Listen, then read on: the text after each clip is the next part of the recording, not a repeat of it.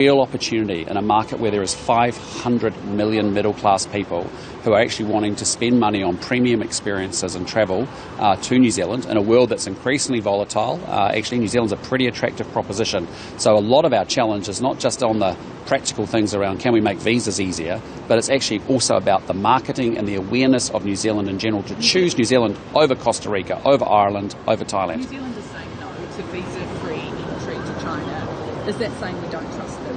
No, not at all. It's just Immigration New Zealand has a decision and responsibility to look at the visa settings for 195 countries that we have them for. That's a decision for them to make. But where they have been very proactive is saying, look, we can make these concessions here on these visas because these are things that have actually got frustrated and built up over time. And they don't make a lot of sense. What about the idea of a 10-year visa? The pitch there was a 10-year premium visa as well to allow people to come and go over 10 years. Is that something you've looked at? Yeah, look, I mean, you're seeing us constantly adjust our visa settings. You saw us do it with respect to the parent boost visa. You've seen us do it already in a number of tourism spaces. We continually will. So would you do a 10-year visa? No, we won't be doing that today. It's that's not something we've discussed or talked through. But I'm just saying to you, we have an openness to make sure our visa settings are right. But just ask you to take a step back. You know, this is a country where New Zealand's trade with the China economy is about 1/3 of 1%. So our biggest challenge is actually getting share of mind and actually raising the profile of New Zealand within China. And that's a marketing challenge and it's an awareness building challenge. And yes, we've got to get the logistical bits right, but we've got to get the attachment that Chinese folk want to come to New Zealand because they know what the proposition is, they know what they can do there. That's pretty exciting. Do you regret hiking prices for visa? Sorry? Do you regret hiking visa processing fees? No, because actually when you're in a market of 500 million middle class people in China who have a standard of living equal to what we have at home in New Zealand and are wanting to travel, and as you can see, this is the largest travel platform in the world. We compete, it's a competitive market with 195 other countries. Our real challenge is laying up the proposition as to why you should come to New Zealand over any other destination. Can you truly expect to boost our numbers back to pre-COVID levels if you don't ease those visas further? Well, I disagree with you. We have eased the visas further. That's what we've just talked about. We've put more resource into the market here. We've got rid of the language translation certification process. We've got now a visa for 3 months coming in from Australia. If it's good enough for Australia, it's good enough for New Zealand. We continually will look at those things, but that's not the major driver. The major driver is actually New Zealand and the money that we have to spend in Tourism New Zealand and the way that we stand out in a market that even for a consumer goods brand, it's a huge amount of investment, a huge amount of investment to drive brand awareness. We have to drive brand awareness, and that's really the opportunity. That's why we're here today. Look at MOU, so just on Iran. Sorry. What does the MOU do? I'll let Lou talk to you. Yeah, so basically the MOU means that not only are we looking at additional customers from China, but that reach of that platform is across the globe. So it means that we're able to reach new markets and existing markets in a much faster and deeper way. What does it do? That's the outcome. How do you... So what it means is that, practically speaking, Tourism New Zealand in markets will coordinate and do essentially joint venture activity or collaboration activity to actually promote New Zealand out. And so C-Trip will play a key role in doing that job here in China and other parts of the world. But obviously Tourism New Zealand will marry up its marketing campaigns as well. As I said to you, what's going to drive our lift in tourism numbers is not our visa settings. It's frankly going to be our relative competitiveness and the attraction of New Zealand to Chinese consumers. And what we have to acknowledge is that we've been out of this market for some time by virtue of a slow start post-COVID relative to other countries, and now we've got to reinvigorate it again. That's what we're here to do. Look at Immigration New Zealand in terms of its operational decision. What advice have you received from Immigration New Zealand on the risk profile? We've met with Immigration New Zealand as a team of ministers to make sure that we're doing everything we can. It's been a very constructive conversation. That's what's led to the changes in the settings that we've made already. So, look, I'm really comfortable with Immigration New Zealand. I'm very comfortable with our visa settings. I'm just asking, I think you just need to think through how do you actually build markets and how do you grow businesses. And a lot of it, when you're in 195 other countries in a competitive race with, it's about how do you lift the profile of New Zealand so that the next trip a potential Chinese visitor makes is actually to New Zealand and not to any other destination. And that's where we really want to put our effort. Sorry, mate. Is the government going to send support for people in Iran, Israel, or the conflict that's going on there? Are we going to give some sort of... Yeah, look, I mean, we want to see peace and stability and security in the Middle East region. I think The reality is that we are a long way away from the theatre of conflict, as you know, but we stand with many other countries that would say, look, we don't want to see a nuclear-armed Iran, we don't want to see Israel occupying Gaza, we don't want to see Hamas holding on to hostages, we want to see negotiation, diplomacy.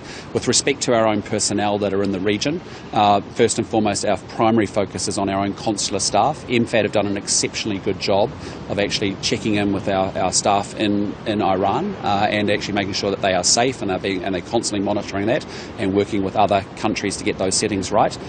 Equally, within the broader New Zealand context, we've had a do not travel to Iran now for a number of years, and our advice very clearly is follow the advice locally that you're being directed to if you're within the Middle East. So no extradition flights? Sorry? No extradition flights? No, not at this point. Is it time to pull our staff out of China? Again, those are decisions that MFAT will ultimately make, and I just say to you, I've been so impressed because that's been a conversation right from the very beginning of this conflict, and I trust MFAT to make the right decisions. Because President Xi has pulled his staff out because it's in the city.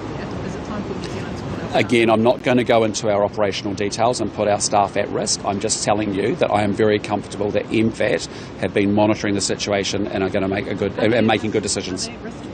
MFAT are making sure they're not at risk, and that's what I'm trying to say to you. Yeah. Looking at the overall economic relationship between China and New Zealand, China's a highly centralised country, and if we look at the great China-New Zealand boom, it took place simultaneously with very warm political relations. Those relations, many people say, have now cooled a little bit. What can you do at the political level to encourage China to believe that New Zealand is still a friend? Well, I disagree with you. This is a market I personally know incredibly well. I've visited here many, many times. And I just say to you, we've had a Prime Minister visit China in 2023. We had a fantastic visit with Premier Lee in New Zealand last year. President Xi was extremely generous, asking for a bilateral with us at APEC. We've had a number of high-level exchanges from minister to minister, and here I am here in China again doing exactly that. We have a strong relationship with the political leaders here in China.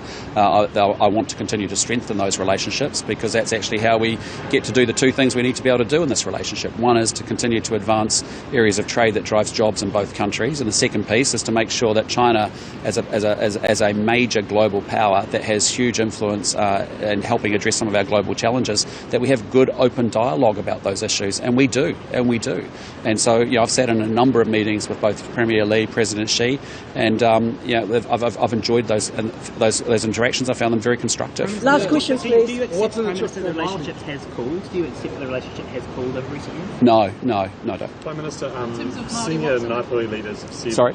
Senior Ngāpuhi leaders have said that it will be impossible to get a Ngāpuhi settlement over the line if the Crown doesn't concede the fact that sovereignty was not ceded by the iwi.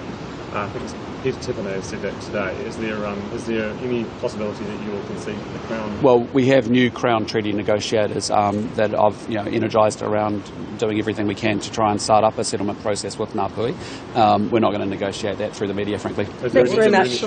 Sorry? What's in the strip for Māori? Yeah, look, there's a lot actually. What my observation, having come here for a number of years on other delegations as well, is that Māori businesses have done exceptionally well in China, and you see that. There's a real consistency and alignment around values and around culture and mutual respect. And actually, you've seen some outstanding business partnerships across a number of sectors across our economy that are led through Māori-Chinese partnerships. So it's really exciting. We've got a number of significant Māori leaders with us today on this visit over the course of the week, and we've obviously also got an outstanding kapahaka group, and I find that's often the key that unlocks great conversations to take place and exploring of new opportunities. So this is a really important relationship for New Zealand.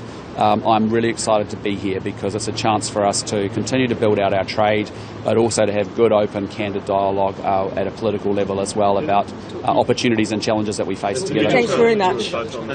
Sorry? Any chance that the government would budge on that sovereignty? I'm not negotiating a treaty settlement through the media. We've got to wrap up. Thanks very much. Okay, sorry, Vince. Can I You talk a lot about productivity, and you've brought a lot of exporters on this trip, but there's actually probably a lot of businesses that could benefit from technology and other things that are present in China.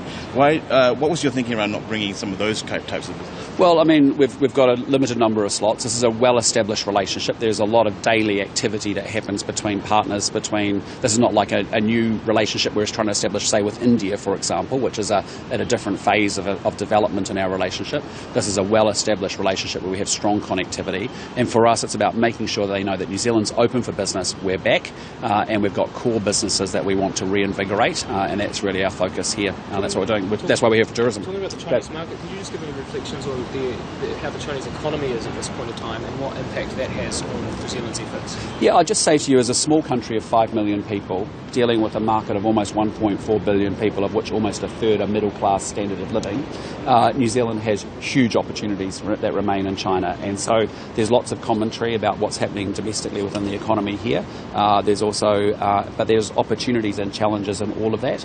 And I think, my learning coming from the business world dealing with China is that it's such a large market that there are massive opportunities for businesses in New Zealand here, irrespective of what the macroeconomic environment may be, because we don't need that much in order for our sectors to do extremely well when you think about it. So, we are a third of 1% of Chinese trade, total Chinese trade. So we just need a little bit more, and we're doing exceptionally well for ourselves. Okay, thanks, team. Appreciate it. Stand up at the end of it.